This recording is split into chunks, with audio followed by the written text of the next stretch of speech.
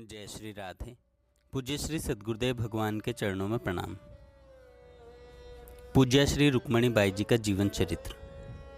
कल हम सुन रहे थे मंजरी भाव में तन्मयता। गीता प्रेस की स्थापना द्वारा श्रीमद् भगवद गीता का प्रचार करने वाले पूज्य श्री सेठ जी के प्रति सभी की प्रगाढ़ श्रद्धा थी। श्री सेठ जी महासिद्ध संत थे। वे जिस बाई की सराहना करें उनके प्रति सभी के मन में सहज आदर का हो जाना स्वाभाविक है। श्री सेठ जी ने भाभी जी से कहा ही था कि तुम इससे भगवत चर्चा किया करो।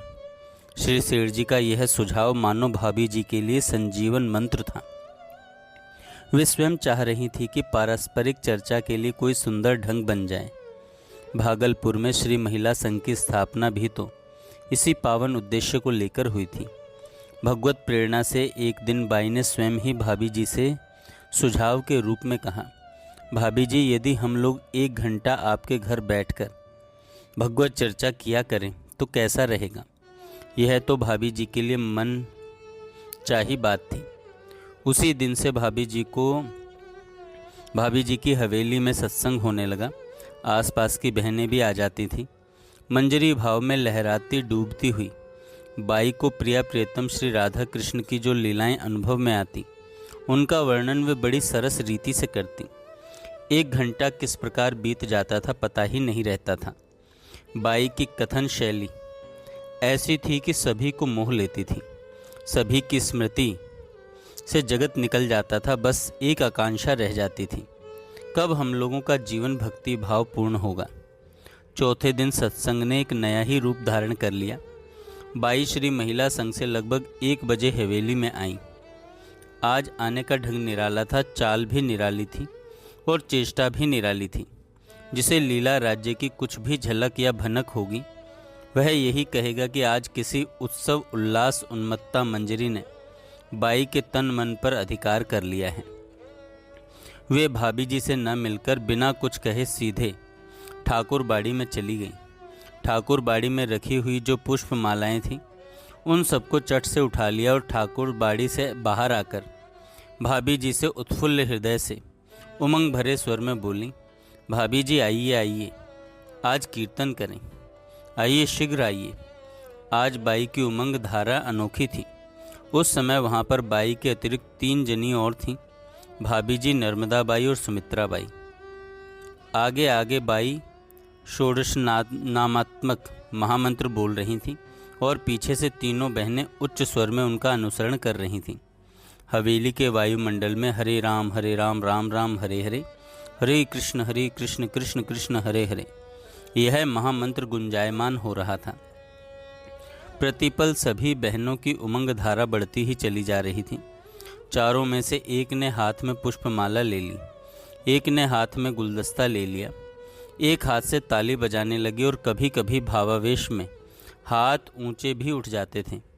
कीर्तन करते करते नृत्य आरंभ हो गया। नाचते जाना और कीर्तन करते जाना अनोखा समा बंध गया। बहुत देर तक हरिनाम संकीर्तन का रस उछलता रहा, बहता रहा। वह तो एक दिन के उमंग का दिग्दर्शन मात्र था। ऐसे उमंग भरे कार्यक्रम की एक प्रकार से धारा बह चली। एक दिन इस कीर्तन ने एक और भावात्मक चमत्कार दिखलाया। बाई में श्री गौरांग महाप्रभु का आवेश अवतरित हो उठा और सुमित्रा बाई में श्री यवन हरिदास जी का। भावावेश में बाई और सुमित्रा बाई इस प्रकार अति तीव्र गति से नृत्य कर रही थीं मानो चाक अपनी धुरी पर तेजी से घूम रहा हो। नृत्य की गति इतनी तीव्र थी कि उनके पांव जमीन पर पड़ते हुए दिखलाई नहीं दे रहे थे। भाभी जी इस प्रकार के नृत्य उन्माद को देखकर चकित और चिंतित हो रही थीं।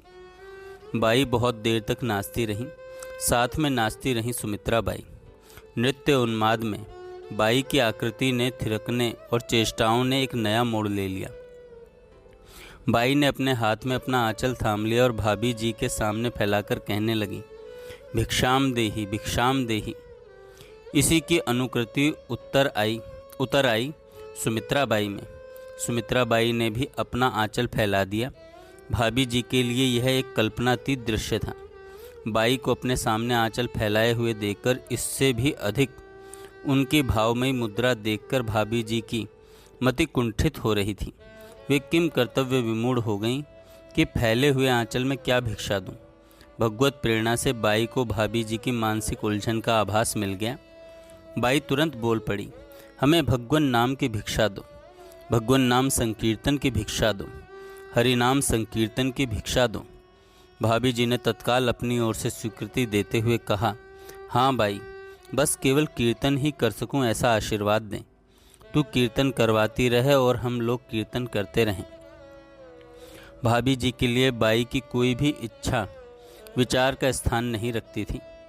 ऐसा भी कहते हैं बाई की रुचि ही भाभी जी का जीवन था। बहुत देर बाद नृत्य में कीर्तन को विराम मिल पाया। प्रकृति स्थित होने पर श्री महिला संग चली गई। बाई हरिनाम संकीर्तन को जीवन का जीवन और प्राणों का प्राण मानने वाली बाई तो मंजरी भाव से सदा भावित रहती थी। अब वह भाव सरिता समीप में आने वाली बहनों को सरसता और शीतलता प्रदान करने लगी। बाई के सामीप्य में निमिष निमिष उपजत सुख नए। सरसता में पगी उन बहनों को बाई बड़ी प्यारी लगने लगी। उन्हें भला क्या पता कि बाई किस भाव में निमग्न है। वे तो इतनी ही समझ से संतुष्ट थीं कि बड़े सौभाग्य से बाई का सानिध्य हम लोगों को मिला है। सानिध्य के सुख को भगवान नाम संकीर्तन बहुत अधिक बढ़ा देता है। बाई के जीवन में भगवान नाम संकीर्तन का बड़ा महत्वपूर्ण स्थान रहा है। संपर्क में आने वाली सभी बहनों और माताओं को भगवान नाम के जप और संकीर्तन के लिए बाई प्रेरणा देती रहती थी।